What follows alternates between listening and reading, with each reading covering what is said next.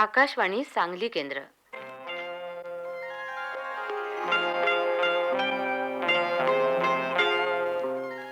रघुनाथाची बखर.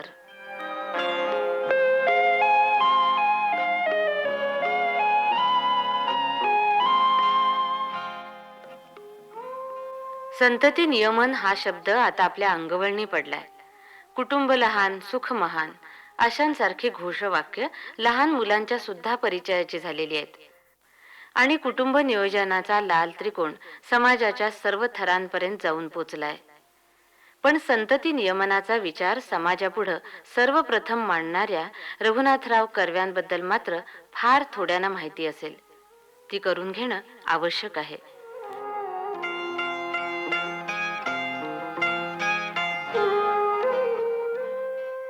त्यासाठी पाऊणशे वर्ष मागं जायला लागेल. त्यावेळी 16 ओळ्याचं देवधर्माचं नको इतकं प्रस्थ माजलं होतं. परंपरागत रूढीबंधनात त्यावेळचा समाज अडकलेला होता. परमेश्वर आपल्याला मुलं देतो, मुलं होणं माणसाच्या हातात नसतं, अशी त्या काळी समजूत होती. आणि अशा वातावरणात रघुनाथराव कर्व्यांनी प्रथम संतती नियमन हा शब्द उच्चारला.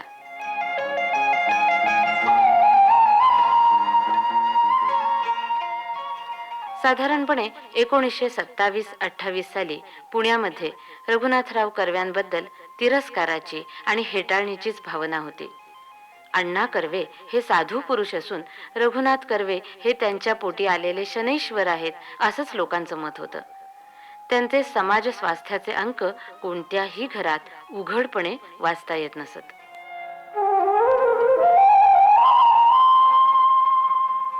रघुनाथराव कर्वे यांचं व्यक्तिमत्व अबोल आणि तुसडं होतं.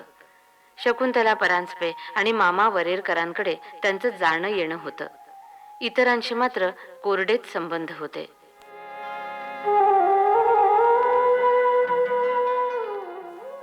समाज स्वास्थ्यामधील शारदेच्या पत्रात, पत्रव्यवहारात किंवा पुस्तक परीक्षणात कर्वे यांचं व्यक्तिमत्व स्पष्टपणे प्रतिबिंबित झालेलं आढळतं. लिखाणातून स्वतःच्या व्यक्तिमत्वाशी इतका प्रामाणिकपणा राखणारा अन्य कोणी मराठी लेखक नसेल.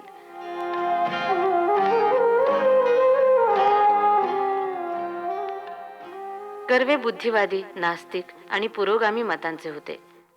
त्यांचं शिक्षण पुण्यात झालं. पुण्यात राहूनही ते तत्कालीन पुणेरी वातावरणापासून लांब होते. जुन्या संस्कृतीपासून इतका अलिप्त असा विचारवंत पाऊणशे वर्षापूर्वी महाराष्ट्रात झाला हे आश्चर्यच.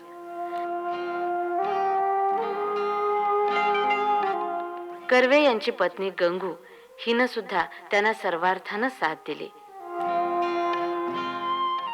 सर्व तऱ्हेचा धोका पत्करून रघुनाथरावांनी संतती नियमन हा विषय घरोघरी पोचवला.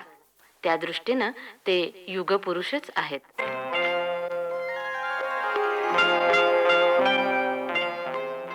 या अलौकिक व्यक्तिमत्वाचा जीवनपट आम्ही 13 भागात प्रसारित करीत आहोत. आज त्याचा पहिला भाग. मूळ कादंबरीकार श्री ज. जोशी.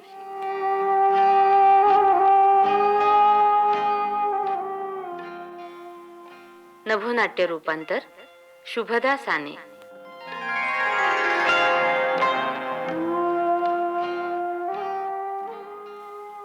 सादर करते शशी पटवर्धन.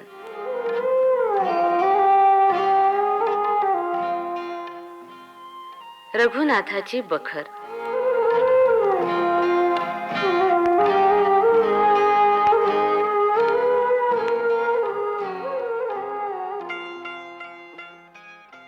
समशत्रौ च मित्रे च समशत्रौ च मित्रे च तथा मानापमानयोः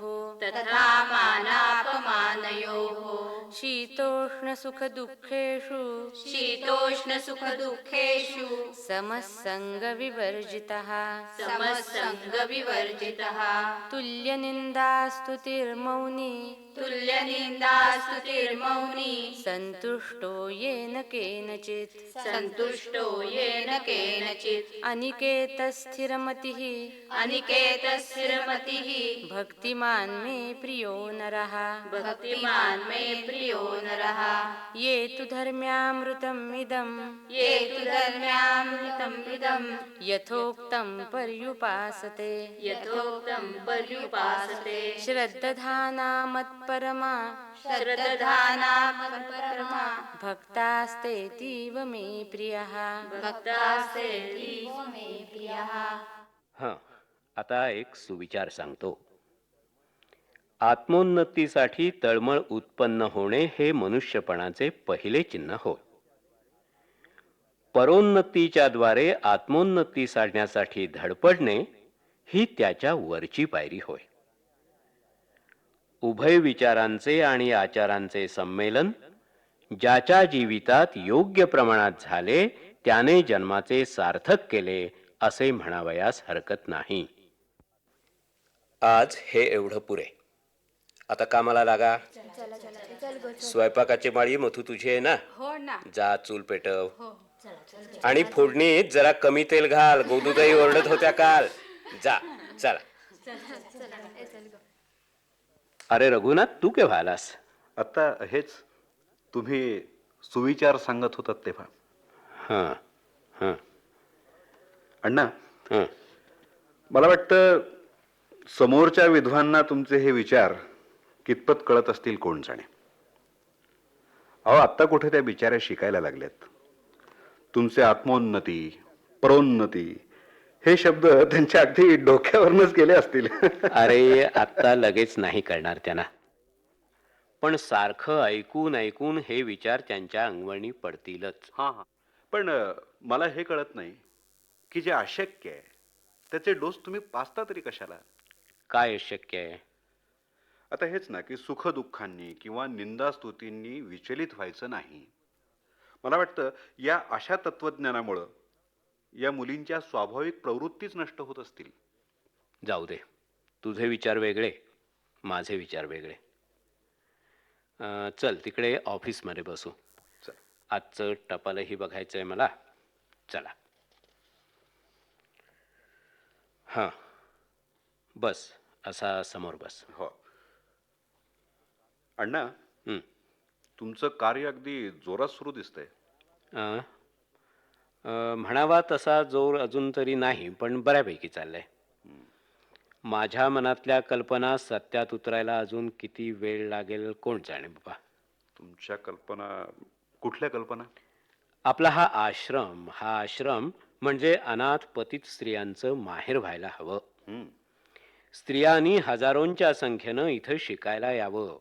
बर. स्त्रियांसाठी पुढे मागे शिक्षणाचा स्वतंत्र कोर्स आखावा आणि त्याची हायस्कूलं गावोगावी व्हावीत.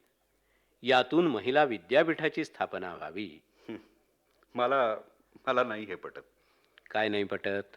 स्त्रियांसाठी वेगळा अभ्यासक्रम कशाला हवा? त्यांनाही पुरुषांसारखं शिक्षण द्यावं.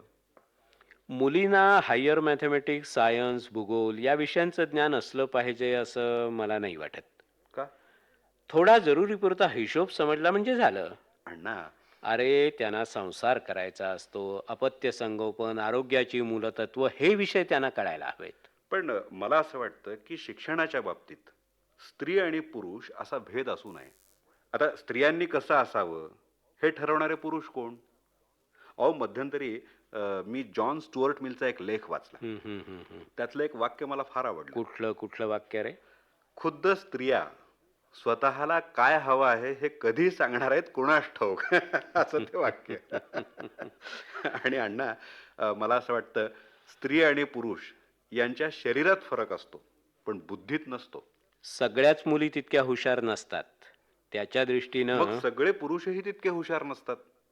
त्यापैकी काहींनी स्वयंपाक करायला किंवा कशिदा काढायला शिकावं. हां. काय हसलात का? तुझं हे बोलणं ऐकून आगरकरांची आठवण झाली बघ. आगरकरांचे? हां. स्त्रियांना वरिष्ठ प्रतीचे शिक्षण द्यावे असं आपलं मत त्यांनी सुधारकात मांडलंय. हं, हं. जाऊ दे, हा विषय असा इतक्यात संपणारा नाही बरं का. शिवाय तुला काय वाटतं किंवा मला काय वाटतं यावर चर्चा करून वेळ घालवण्यात अर्थ नाही. अण्णा, समाजाला काय हवंय याचा विचार करायला हवा. बरं मला सांग, तुझं कसं काय चाललंय आता? मला एल्फिस्टन मध्ये नोकरी मिळाली. अरे म्हणजे तू आता मुंबईकर होणार तर सोलापूर सुटलं म्हणायचं. हो हो. आणि ते मला बरंच वाटतंय बरं का. हं. कारण सोलापूर मला मुळीच आवडलं नाही. अगदी बकाल गाव बुवा.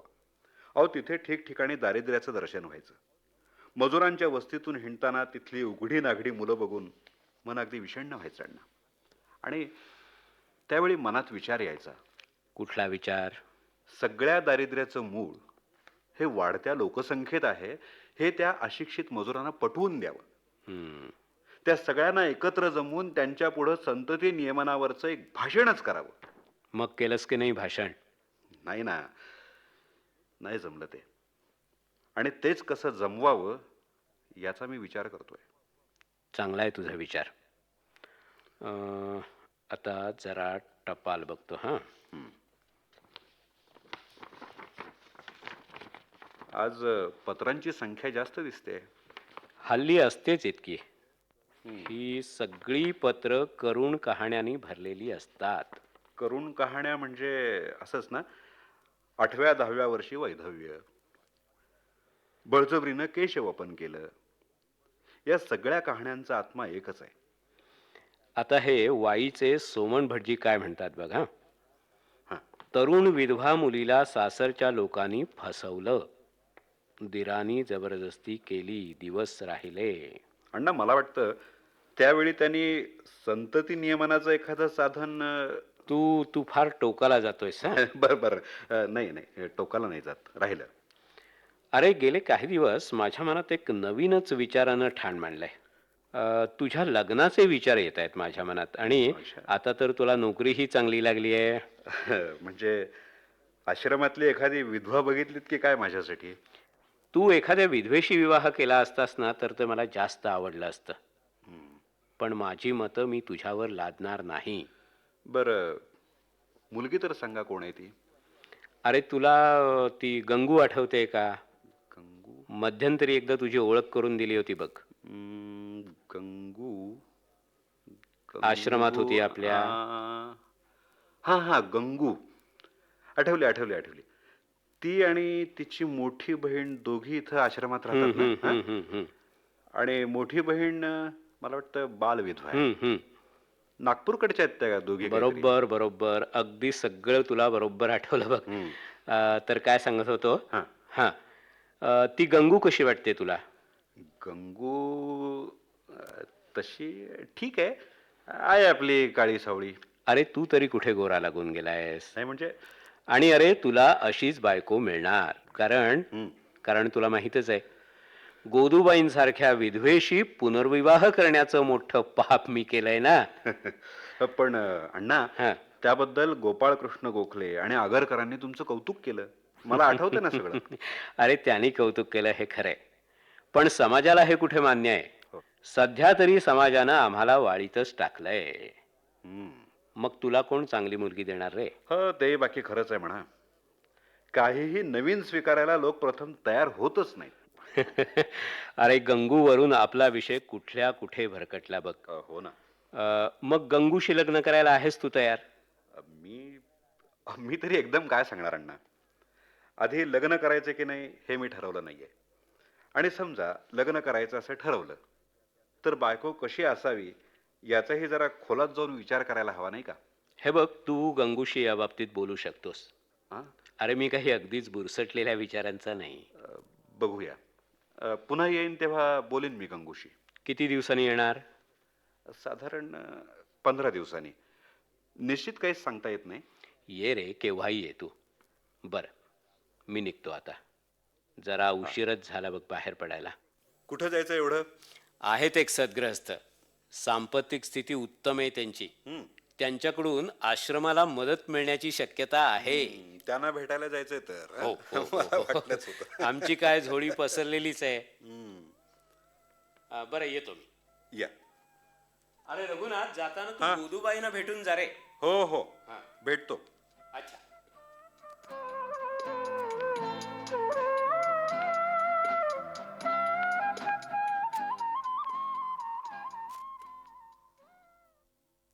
नमस्कार. मी रघुनाथ कर्वे. हां हो मी ओळखते तुम्हाला. मागे एकदा आपली ओळख झाली आहे.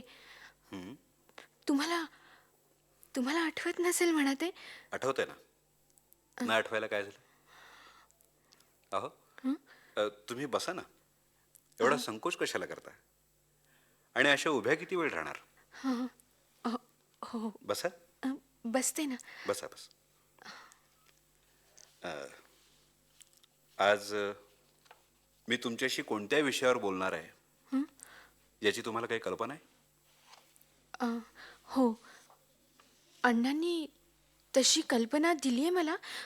2-3 दिवसापूर्वीच त्यांनी सांगितलंय मला सगळं. मग ऐकून काय वाटलं? फार फार आनंद झाला. आनंद? का बुवा? अहो, मी आश्रमातच वाढली आहे. अण्णा मला देवासारखे वाटतात. अण्णांची सून होण्याचं भाग्य मला मिळणार. अण्णांच्या कार्याबद्दल मला फार आदर आहे. मीही त्याच कामासाठी झटीन. जन्मभर मुलींना शिकवीन. अहो, मी एवढं बोलतेय, पण तुम्ही काहीच बोलत नाही. मी ऐकतोय ना.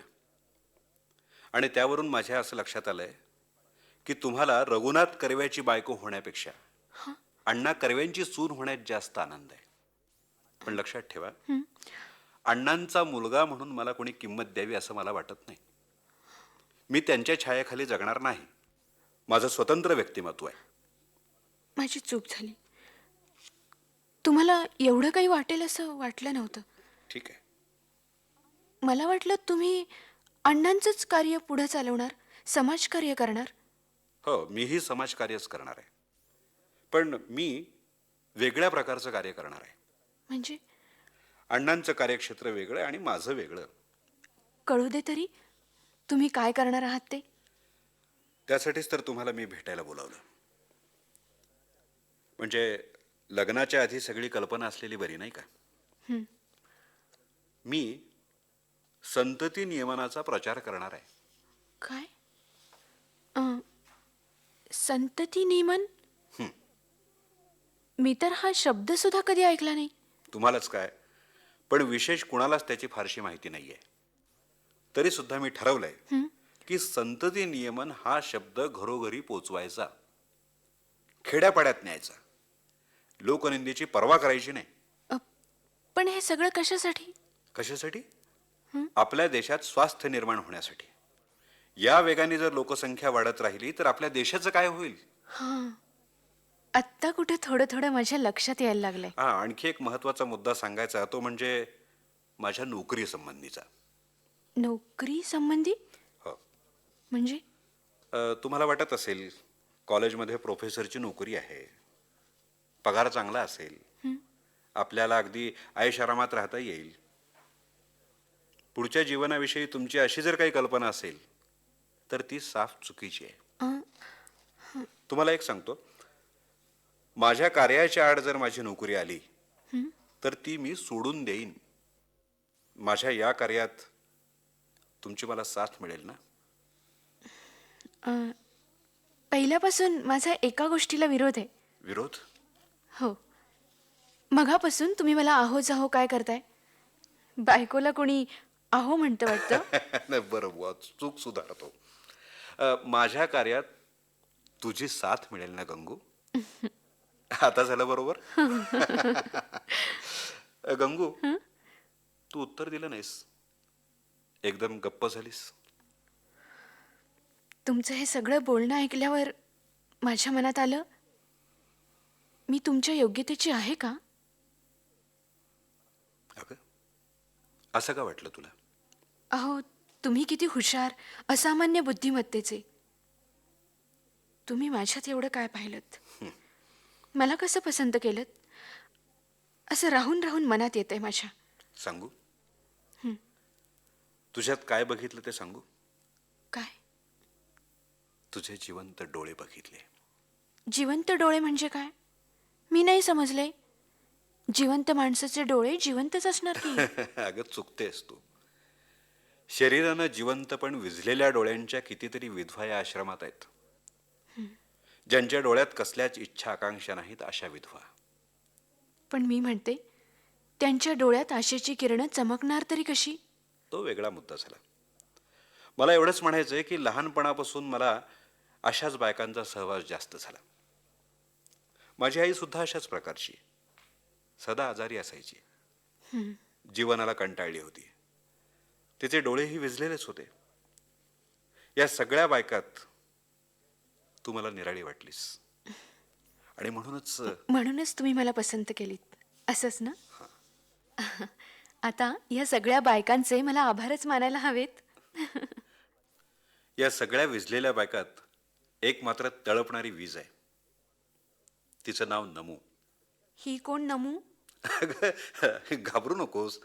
नमू म्हणजे माझी कोणी प्रेयसी वगैरे नाही. ती आहे माझी बालमैत्रीण. बुरुंडीला काही दिवस एकत्र राहिलो आम्ही. आता कुठं असते ही तुमची नमू? हल्ली ती लंडनला आहे. उच्च शिक्षणासाठी तिकडे गेली आणि तिकडेच राहिली. अरे वा. अगं, पहिल्यापासून ही हुशारच. तिची मतंही वेगळीच आहेत. वेगळीच म्हणजे? म्हणजे कुणाला न पटणारी. नमू म्हणजे मुक्त स्त्रीचा, खऱ्या स्वतंत्र स्त्रीचा नमुना आहे. किती दिवस आपण त्याच ठिकाणी गिरक्या घेत राहणार आहोत? आपल्या लोकांना केव्हा अक्कल येईल कुणास ठाऊक, अशी विधानं ती सरळ सरळ करते. अगदी बिनधास्तपणे वागते. बरीच आहे की ही नमू. मला तिच्या हुशारीचं, तिच्या विचारांचं नेहमीच आकर्षण वाटत आलंय. पण तरी सुद्धा तिच्याशी लग्न करावं असं कधी वाटलं नाही मला. गंगू, तुझी स्वप्न आज अगदी चुरगळून गेली असतील ना? तुला वाटलं असेल मी काहीतरी काव्यमय बोलीन, पण मी सांगत बसलो. नाही, तसं नाही. हे आवश्यकच होतं. आणि आपल्या लग्नाबद्दलही तुझ्या काही फार वेगळ्या कल्पना नाहीत ना? बहुतेक नसतीलच. का? असं का विचारताय? अगं, शेवटी मी अण्णांचा मुलगा आहे आणि अण्णांबद्दल तुला वेगळं काही सांगायला नकोस. त्यांनी माझी मुंज कशी केली होती म्हणण्यापेक्षा कशी उरकली होती माहितीये? नाही बाई, मला कसं माहीत असणार? अगं, फक्त 15 रुपयात सगळं गुंडाळलं होतं. वाजंत्री नाही, बँड नाही, जेवणावळी नाही. पण असं का? अण्णा तेव्हा काय म्हणाले होते हे मला चांगलं आठवतंय. ते म्हणाले होते, 200 रुपये खर्च करण्याची माझी ऐपत आहे, पण हे रुपये एका सत्कार्याकडे देऊन अगदी थोड्या खर्चात मुंजीचा जरूर तो विधी उरकून टाकावा. असली कार्य ज्या तऱ्हेने लोकांनी करावी असं मला वाटतं, त्याप्रमाणे आधी मी स्वतःच वागायला हवं. मग त्या वाचवलेल्या पैशाचं अण्णांनी काय केलं हो? अगं, ते पैसे मुरुड फंडाच्या हवाली केले. रक्कम कायम राहून तिच्या व्याजाचा उपयोग मुरुड गावात इंग्रजी शिक्षण किंवा स्त्री शिक्षण यांना उत्तेजन देण्याच्या कामी व्हावा अशी अट घातली त्यांनी. आपल्या लग्नाच्या बाबतीतही ते असंच काहीतरी म्हणतील. मला वाटतं आता आपण थांबूया का? नाहीतर गोदूबाईंची बोलणी खावी लागतील. येऊ का मी आता? ठीक आहे. मी येते आता. हो, मी अण्णांशी सविस्तर बोलीन आता. हा, येते.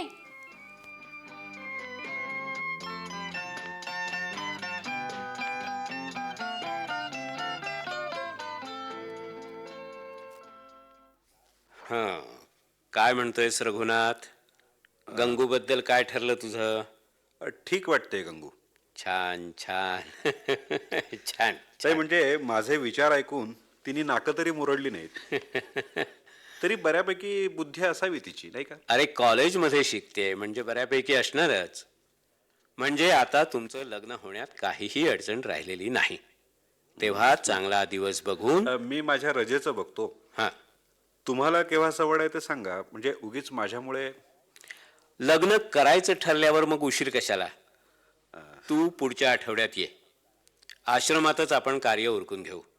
असं? तुला माहीतच आहे, मला कुठलाही गाजावाजा आवडत नाही. हो. त्या सगळ्याचा मला कंटाळा आहे. तेव्हा अगदी साध्या पद्धतीनं लग्न करायचं हे तर नक्की. 2-3 तासांचा विधी फक्त करावा लागेल. तेवढी सवड मी काढीन. लग्न झाल्यावर मी लगेचच दौऱ्यावर जाईन म्हणतोय. आणि बाकीची तयारी? अरे, तयारी कसली आली आहे त्यात? आश्रमातच लग्न करायचं. आश्रमातल्या मुली म्हणजेच वराडी मंडळी. आणि तुझ्या लग्नाप्रित्यर्थ आपण त्या मंडळींना शिकरण नाही तर खिरीची मेजवानी देऊ. आणि लग्न कोण लावणार? मुख्य राहिलंच की. मी पुण्याहून 2 ब्राह्मण घेऊन येईन म्हणजे झालं. अरे इतकं चांगलं लग्न ह्या आश्रमात कधी झालंच नाही अजून.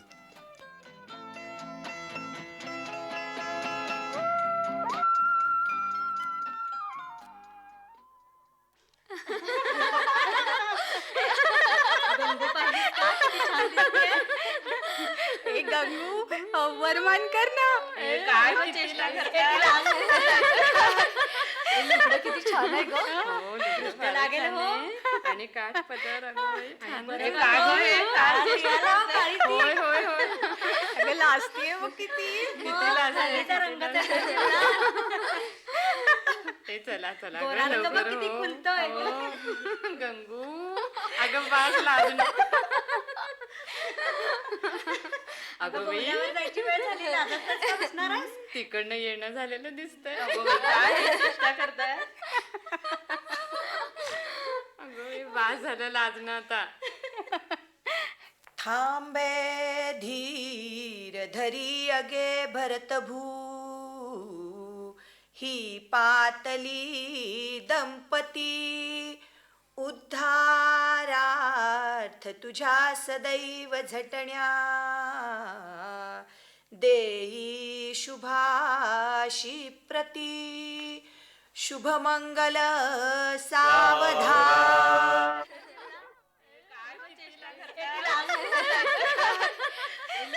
माझी मैत्रीण चांगलं काव्य करते नाही. मंगलाष्टक कसं होतं. फारच छान. आपली दंपती भरतभूचा केव्हा उद्धार करणार आहे याचीच ती वाट बघते. झालं लग्न एकदा पार पडलं. अण्णा अण्णा आम्ही नमस्कार करतो. हा आता आशीर्वाद. हा विवाह हे एक साधं शारीरिक लग्न नसून तो 2 उन्नत आत्म्यांचा संगम आहे. तुम्ही उभयता गीता उपनिषद वगैरे आध्यात्मिक ग्रंथाच्या जोडीनं अभ्यास करत संसार करा.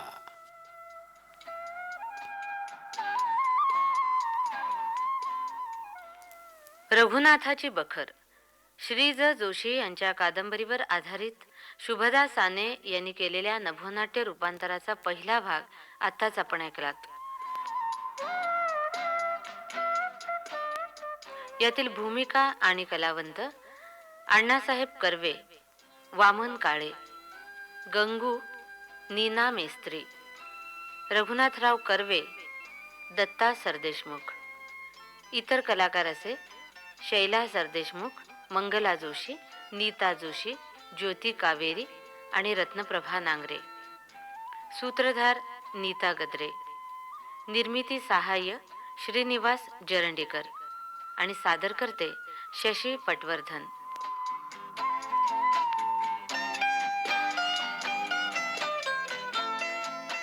रघुनाथाची बखर या नभोनाट्य रूपांतराचा दुसरा भाग आपण येत्या सोमवारी रात्री 9:30 वाजता ऐकू शकाल. नभोनाट्याचा हा कार्यक्रम आकाशवाणीच्या सांगली केंद्रावरून प्रसारित करण्यात आला.